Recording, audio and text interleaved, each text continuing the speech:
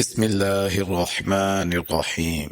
میرے محترم بھائیوں اور بہنوں، آج ہم صحیح بخاری کی حدیث نمبر 2 کے دروازے پر کھڑے ہیں۔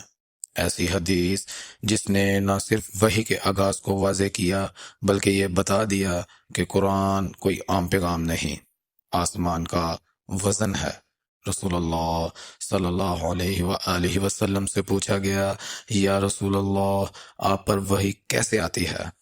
آپ صلی اللہ علیہ وآلہ وسلم نے فرمایا، کبھی وہ میرے پاس گھنٹی کی آواز جیسی آتی ہے اور یہی حالت مجھ پر سب سے زیادہ بھاری ہوتی ہے، پھر جب وہ ختم ہوتی ہے میں وہ سب یاد رکھ لیتا ہوں جو کہا گیا، اور کبھی فرشتہ انسان کی شکل میں آتا ہے اور میں اس کی بات سمجھ لیتا ہوں۔ اور پھر ام المومنین حضرت عائشہ رضی اللہ تعالی عنہ نے وہ منظر بیان کیا، ایسا منظر جسے سن کر دل کانپ جائے۔ سخت ترین سردی کے دن میں بھی وحی آتی تو آپ صلی اللہ علیہ وآلہ وسلم کے ماتھے سے پسینہ بہہ رہا ہوتا۔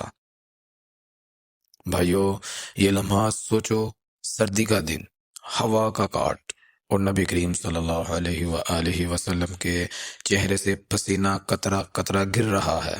کیا یہ عام بات ہے؟ نہیں، یہ وحی کا وزن تھا، یہ اللہ کا پیغام تھا جو جسم پر بھی بھاری تھا اور روح پر بھی بھاری تھا۔ آج ہم موبائل کی نوٹیفیکیشن کو فوراً کھول لیتے ہیں، واٹس ایپ کے پیغام کو فوراً پڑھ لیتے ہیں، انسٹا کی ریل فوراً دیکھ لیتے ہیں، مگر قرآن کی وحی جو نبی کریم صلی اللہ علیہ وآلہ وسلم پر اتنی شدت سے اتری کہ پسینہ بہہ گیا، وہ ہمارے پاس آتی ہے تو ہم کہتے ہیں بعد میں پڑھ لوں گا، دوبارہ یاد دلانا، ابھی ٹائم نہیں۔ کیا ہمارا دل اتنا سخت ہو چکا ہے؟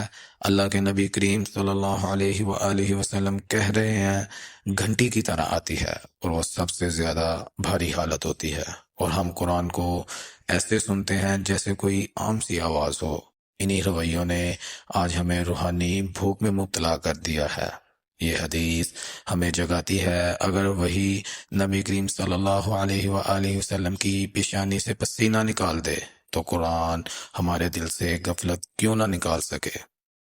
آخر میں دعا ہے، اے اللہ ہمیں قرآن کی وہ عظمت عطا کر دے جو نبی کریم صلی اللہ علیہ وآلہ وسلم نے محسوس کی، ہمیں وہ دل دے دے جسے تیرا کلام لرزا دے، اور ہمیں ان لوگوں میں شامل کر جن پر تیرا نور اترتا ہے، نہ کہ ان میں جو صرف پڑھ کر گزر جاتے ہیں۔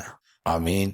میں ہوں حافظ بشارت۔ اگر آپ روزانہ ایسی ہی دل کو جھنجھوڑ دینے والی صحیح بخاری کی حدیث اسی انداز میں سننا چاہتے ہیں تو میرے چینل کو سبسکرائب کریں، کیونکہ اگلی حدیث، اگلا پیغام آپ کی زندگی کا اگلا مڑنے والا لمحہ ہو سکتا ہے۔